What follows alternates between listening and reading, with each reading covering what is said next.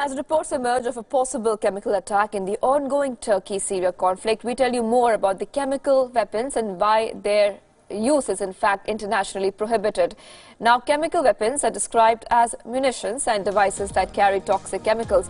Through their chemical action on live process, they can cause death, temporary incapacitation or permanent harm to the humans. Now, chemical weapons have long been used in warfare. They were first used in 1915 and heavily put to use by the Axis powers in World War I. The Germans used these weapons during World War II as well. More recently, they were deployed in the Iran-Iraq war and have also been used multiple times in Syria. So there are many types of chemical weapons. They are nerve agents, they are blood agents, blistering agents, choking agents, and also lacrimating agents as well. The various harmful effects on the body include burnt skin and blisters, reduced oxygen absorption ability of cells in the body, loss of body control due to the weakening of reception ability of nerve signals, seizures and muscle as well. Now, irritation to eyes and skin as well are part of the symptoms.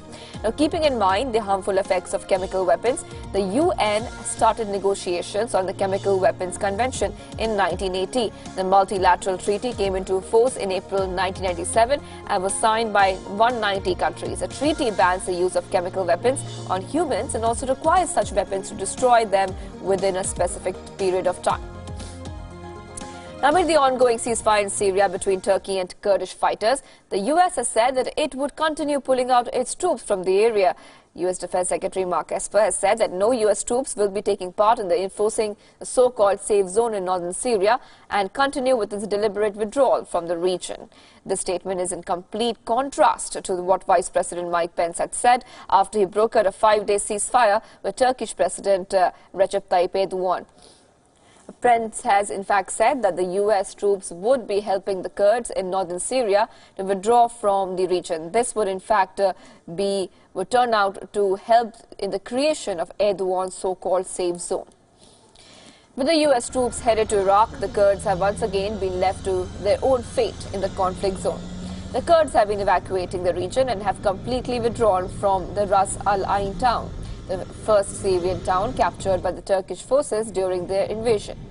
Meanwhile, reports of firing in northern Syria keep coming in despite the ceasefire.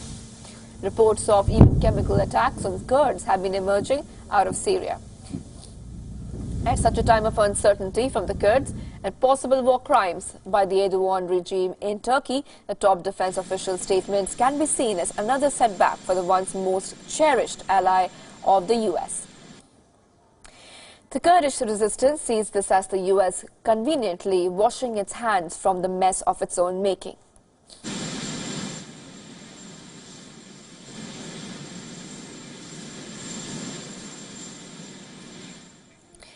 And in a massive counter-terror operation, the Indian Army launched attacks on terror camps located inside Pakistan-occupied Kashmir.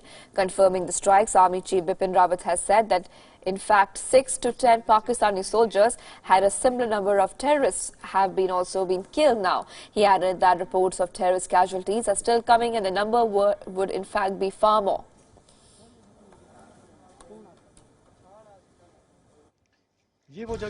Well, there are camps across at Atmukam, there's a camp at Kundal Shahi, there's a camp at Jura. We also have information of camp in the Lipa Valley. So these are camps which we had been able to identify, and these are the camps we targeted. Now, along with these camps, obviously the people who are supporting them are the Pakistani army posts who also bear the brunt of our retaliatory action. And as of now, the information that we have is that 6 to 10 Pakistani soldiers have been killed. Similar number of terrorists have also been decimated at these camps. As I told you, these camps have been destroyed. We are trying to get more information. Unconfirmed reports also tell us that the casualties to the terrorists are far more than the information that we have received. The Indian Army had used artillery guns to target 4 terror launch pads in Pakistan-occupied Kashmir's Neelam Valley that has been harboring terrorists affiliated with outfits like Lashkar-e-Taiba and Hizbul Mujahideen. The army targeted the terror camps in Jura, Atmukam, Kundal Shahi, among others in POK, using artillery guns after credible inputs that a large number of terrorists were operating there. This was in retaliation to the cross-border firing by Pakistan earlier, in which 2 Indian soldiers were martyred and a civilian was killed. Meanwhile, the Pakistan Army claimed that at least 9 Indian soldiers were killed and several are injured in the fierce exchange of fire across the LOC. But Indian Army sources have rejected its claim.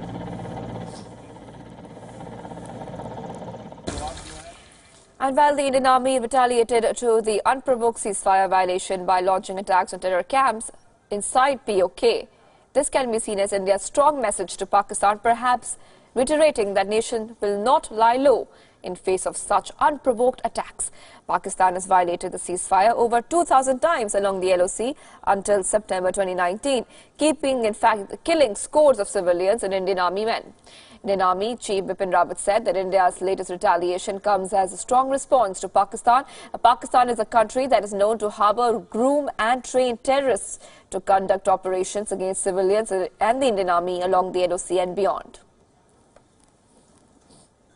There have been casualties, there has been damage, but obviously the Pakistan Army does not want to highlight this damage or project this damage, because they will, the world will know that there is no action being taken to curtail the acts of terrorism from across the borders. So they are trying to keep it under the wraps.